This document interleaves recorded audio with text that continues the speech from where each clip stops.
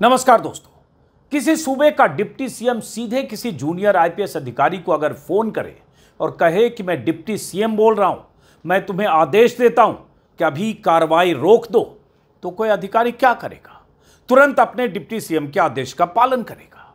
लेकिन यह महिला अधिकारी औरों से अलग है, इसलिए इसने डिप्टी सीएम से पूछ दिया कि मैं कैसे समझूं कि आप बोल रहे हैं, आप मुझे डायरेक्ट मेरे फोन पर कॉल कीजिए। उसके बाद जो हुआ वीडियो में दर्ज है और सोशल मीडिया पर वायरल है। अब महाराष्ट्र की इस महिला आईपीएस अधिकारी को सत्ताधारी पार्टी एनसीपी की तरफ से टारगेट किया जा रहा है। यूपीएससी को चिट्ठी लिखकर इस महिला अधिकारी के खिलाफ जांच की मांग की जा रही है। यूपीएससी को चिट्ठी लिखकर कहा जा रहा है कि इनकी नियुक्ति से जुड़े तमाम दस्तावेजों की जांच की जाए। और यह महिला अधिकारी कौन है? इनका कौन सा वीडियो वायरल है? महाराष्ट्र के उप मुख्यमंत्री अजीत पवार से ऐसा क्या कहा जिसके बाद इतना बवाल है कि इनकी नियुक्ति की जांच की मांग हो रही है? चीफ मिनिस्टर आपके साथ बोल रहा हूँ, मैं आपको आदेश देता हूँ कि वो रुकवाओ और आप जाओ और तहसीलदार को बताओ कि अजीत पवार जी का फोन आया था। डिप्टी चीफ मिनिस्टर ने मुझे कहा ये सब रुकवाने के लिए, क्योंकि अभी मुंबई में जरा मुंबई का माहौल एकदम खराब हुआ है, उसको अपने को प्राधान्य देना है।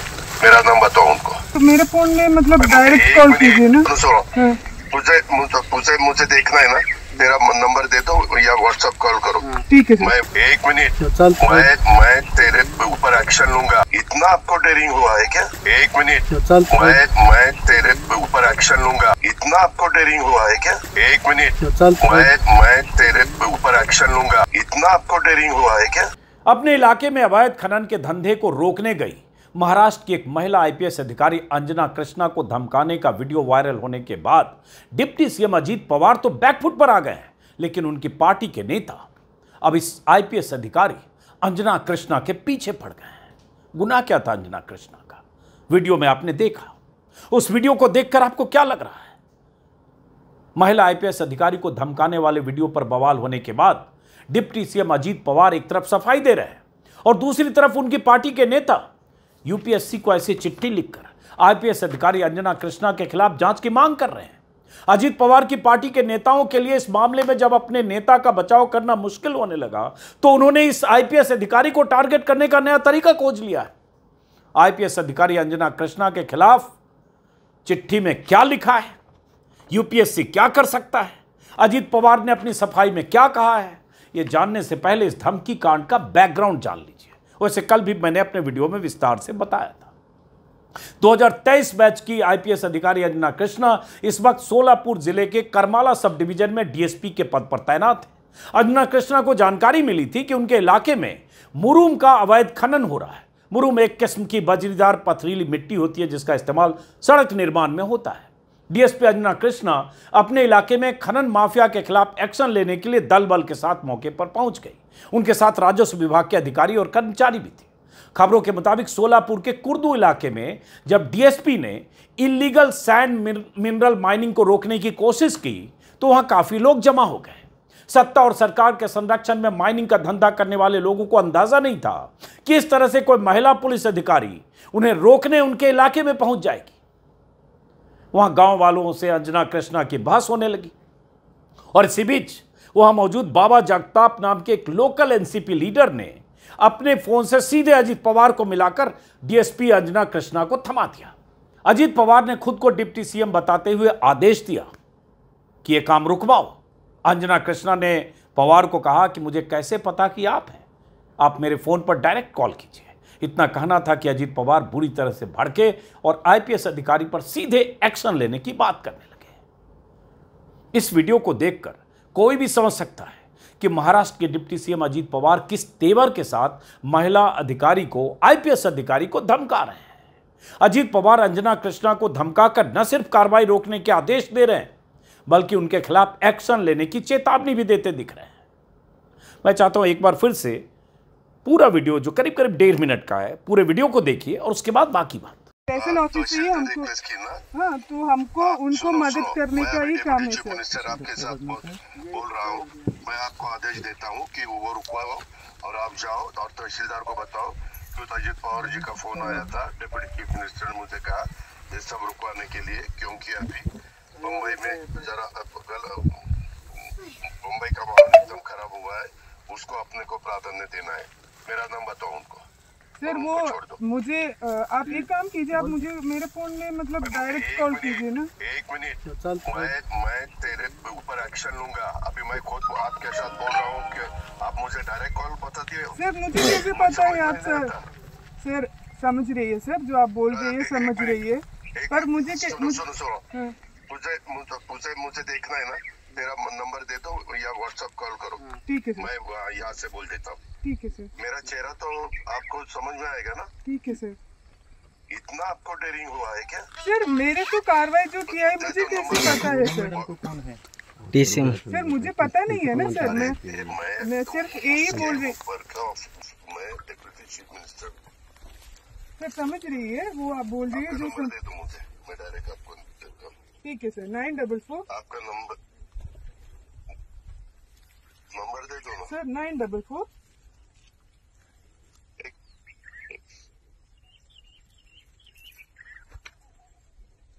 आईपीएस अधिकारी अंजना कृष्णा से अजीत पवार की इस बातचीत का वीडियो वायरल होने के बाद से अजीत पवार की चौतरफा आलोचना हो रही है। सवाल पूछे जा रहे हैं कि आखिर राज्य के डिप्टी सीएम होकर अपनी ड्यूटी कर रही एक जूनियर महिला आईपीएस अधिकारी को एक डिप्टी सीएम ऐसे धमका कैसे सकता है, वो भी तब जब वो महिला अधिकारी गांव वालों की शिकायत पर खनन माफिया के खिलाफ कार्रवाई करने पहुंची थी।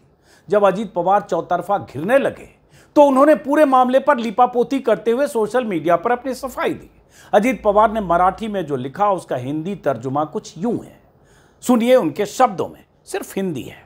सोलापुर के पुलिस अधिकारी के साथ मेरी बातचीत वाले वीडियो की तरफ मेरा ध्यान आकर्षित किया गया है। मैं साफ कर देना चाहता हूं कि मेरा मकसद कानून का पालन करने में दखल देने का नहीं था, बल्कि मैं सिर्फ इतना कहना चाहता था कि हालात न बिगड़े और शांति बनी रहे। मैं महिला पुलिस अधिकारी समेत उन सभी पुलिस अधिकारियों का सम्मान करता हूं जो साहस और ईमानदारी के साथ अपना काम करते हैं। मेरे लिए रूल ऑफ लॉ सबसे अहम है। मैं पारदर्शी प्रशासन के लिए प्रतिबद्ध हूं और किसी भी तरह के अनलॉफुल एक्टिविटी या अवैध खनन के कारोबार के खिलाफ सख्त एक्शन लेने के पक्ष में हूं। अजीत पवार की सफाई एक तरफ और उनकी धमकी वाला वीडियो दूसरी तरफ। कुछ कहने की जरूरत है क्या? वीडियो देखकर किसी को भी समझ में आ रहा है कि डिप्टी सीएम जैसे ऊंचे ओहदे पर बैठे अजीत पवार जैसे दिग्गज नेता ने अगर एक जूनियर अधिकारी को सीधे धमकाया और कार्रवाई रोकने को कहा तो उसका मतलब क्या है? अब पवार कह रहे हैं कि मैं अनलॉफुल एक्टिविटी या अवैध खनन के कारोबार के खिलाफ हूं। अगर खिलाफ हैं तो कार्रवाई रोकने का आदेश क्यों दे रहे थे? अब खेल देखिए, खुद अजीत पवार तो सफाई दे रहे हैं, लीपापोती कर रहे हैं और उनकी पार्टी के नेता यूपीएससी को चिट्ठी लिखकर आईपीएस अधिकारी अंजना कृष्णा के खिलाफ जांच की मांग कर रहे हैं। यह चिट्ठी मेरे हाथों में है, सोशल मीडिया पर पोस्ट की गई है।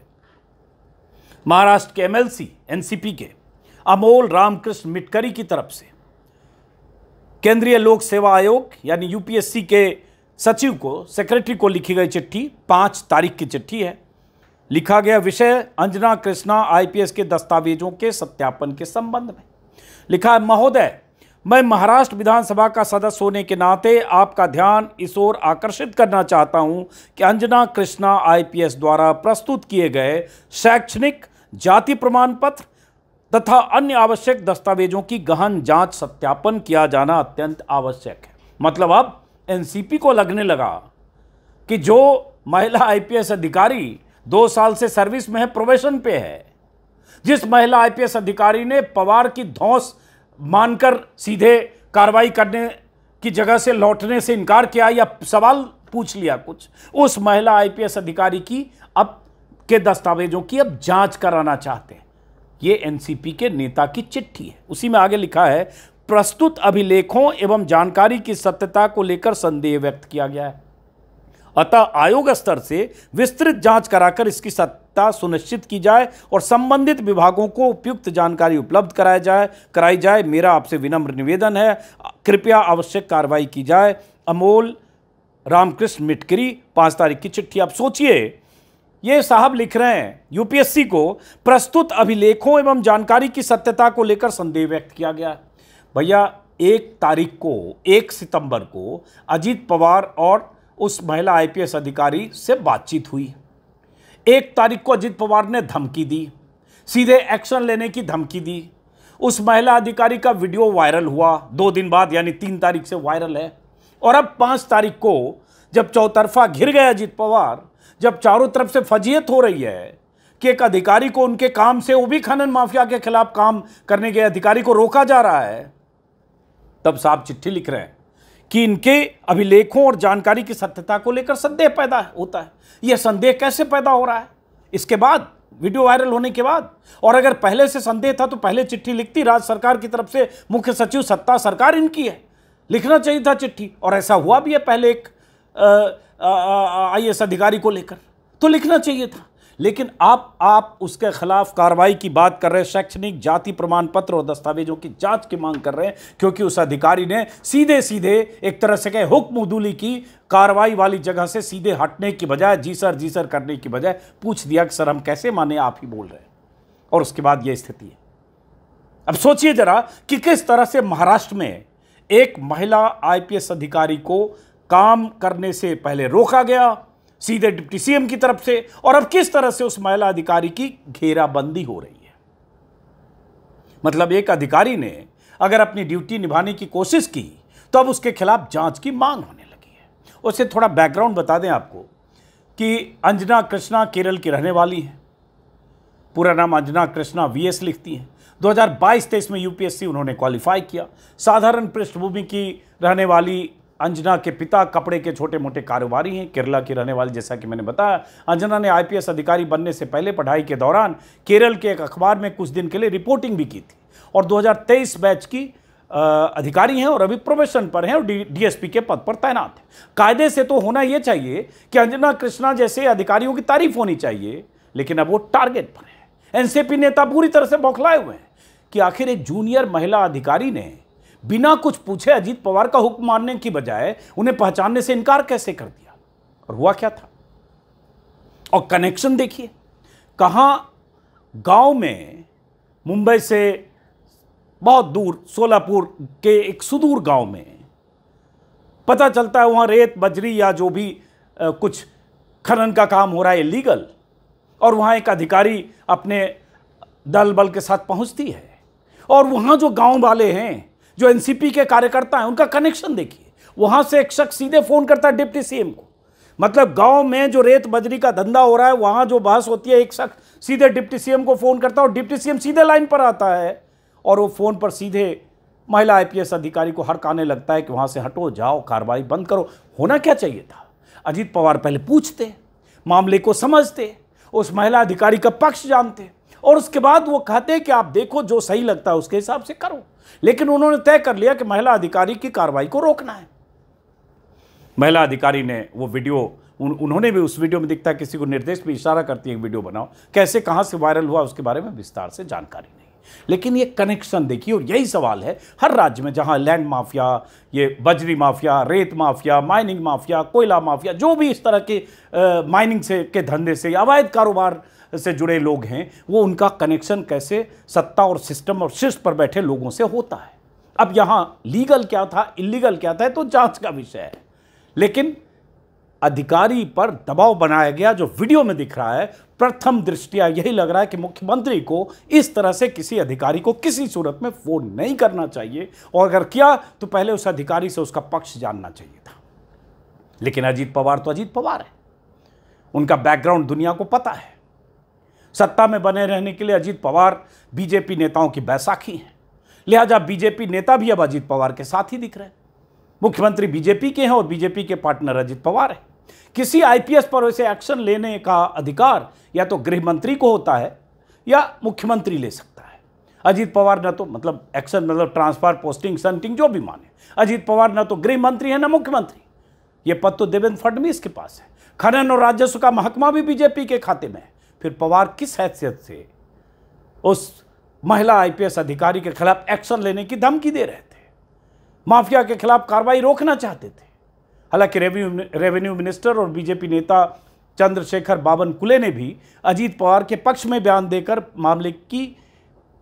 मामले पर लिपापोती करने की ही कोशिश की है। जरा सुनिए उनको भी। देखिए, कभी कभी जनप्रतिनिधि जो होते हैं, विधायक होते हैं, सांसद होते हैं, मंत्री होते हैं, इनके पास जो कार्यकर्ता आता है कि मेरा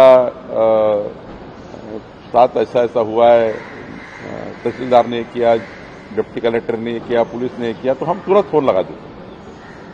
तो फोन लगाने के बाद सामने वाली स्थिति कुछ मालूम रहती नहीं है। मुझे भी कभी कभी ऐसा होता है। तो सामने में जब स्थिति मालूम होती नहीं, तो सामने जब अधिकारी बताते हैं कि ये अवैध है, ये नियम के बाहर है, ये कायदे से नहीं है, लेकिन ये आने वाला बार बार कहता है कि मेरा कायदे से है, मेरा कायदे से, मेरा कायदे से। ये जो कंट्रोवर्सी तैयार हो जाती है, उसमें से ऐसे इशू तैयार होते हैं। मुझे लगता है अजीत पवार जी कभी भी अवैध काम के लिए, गलत काम के लिए किसी अधिकारी को डांटने वाले अधिकारी नहीं है, डांटने वाले मंत्री नहीं है, हमारे नेता नहीं है। तो मुझे लगता है अजीत पवार जी के जो कुछ फोन उन्होंने किया था, मैंने भी देखा रात को उसको, तो उन्होंने जो फोन किया था वो आने वाला जो कार्यकर्ता, आने वाला व्यक्ति, इसको न्याय मिलने के लिए फोन किया, लेकिन उधर ये था कि वो अवैध रूप से कोई उत्खनन था। तो दोनों में फिर वो संवाद हुआ, उसका एक वायरल आया हुआ है, वीडियो वायरल हुआ है।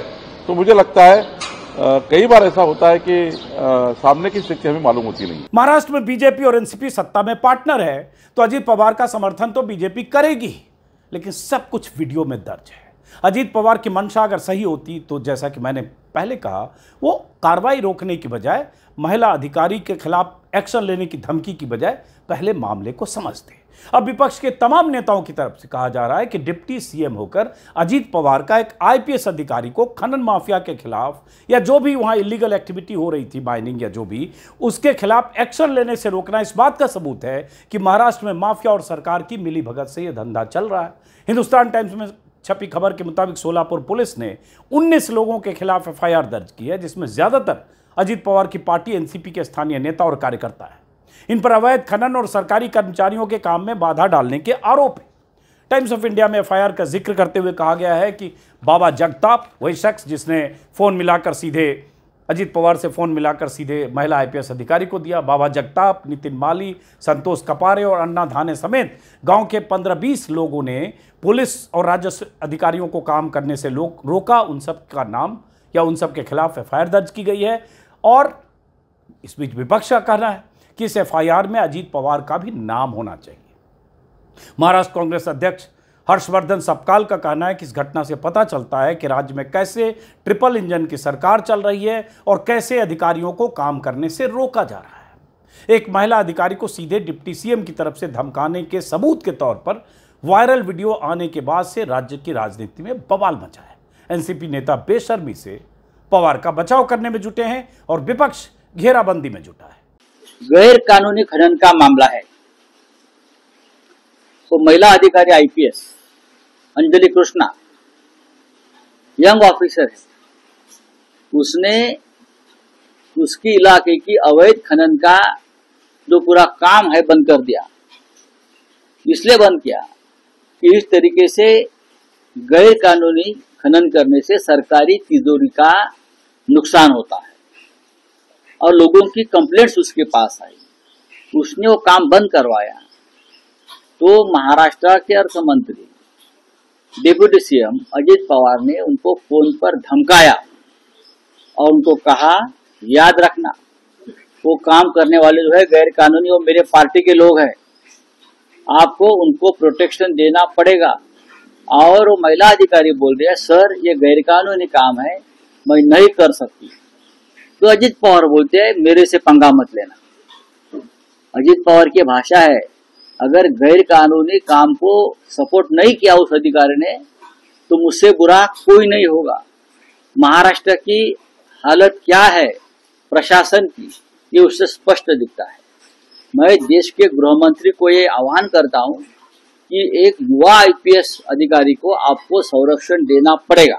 चलिए, विपक्ष के तमाम नेताओं के लगातार बयान आ रहे हैं, जैसे प्रियंका चतुर्वेदी जो उद्धव गुट की सांसद हैं, राज्यसभा सदस्य, उन्होंने लिखा, एक्स पर लिखा है कि अजीत पवार के एक्स पोस्ट का जिक्र करते हुए कहा कि अजीत पवार ने तो कहा कि मुझे पुलिस फोर्स और इसके अधिकारियों, खासकर महिला अधिकारियों के लिए सम्मान है और मैं रूल ऑफ लॉ को सबसे ऊपर मानता हूं। लेकिन उसी वक्त उनकी पार्टी के एमएलसी अमोल मिटकरी ने यूपीएससी को चिट्ठी लिखकर उस महिला आईपीएस अधिकारी अंजना कृष्णा के एजुकेशनल और कास्ट सर्टिफिकेट की जांच करने को कहा। सवाल ये है कि अजीत पवार का एक्स पोस्ट किसने ड्राफ्ट किया? क्या उन्हें पता भी है कि उनके हैंडल से क्या पोस्ट हुआ है और उनका एमएलसी क्या कर रहा है? सुप्रिया सुले ने भी, जो शरद पवार की भतीजी हैं और सांसद हैं, उन्होंने भी ट्विटर पर लिखा है कि सत्ताधारी पार्टी के लोग आईपीएस अंजना कृष्णा की क्वालिफिकेशन पर सवाल उठा रहे, हमला कर रहे हैं। ये हमारे कॉन्स्टिट्यूशन का बड़ा अटैक है। जब चुने हुए लोग कैरेक्टर असैसिनेशन की साजिश करते हैं तो रूल ऑफ लॉ आर्टिकल 14 और 311 को कमज़ोर करता है। फीमेल ऑफिसर को इस तरह से टारगेट करना जेंडर इक्वलिटी की कॉन्स्टिट्यूशनल गारंटी के खिलाफ है।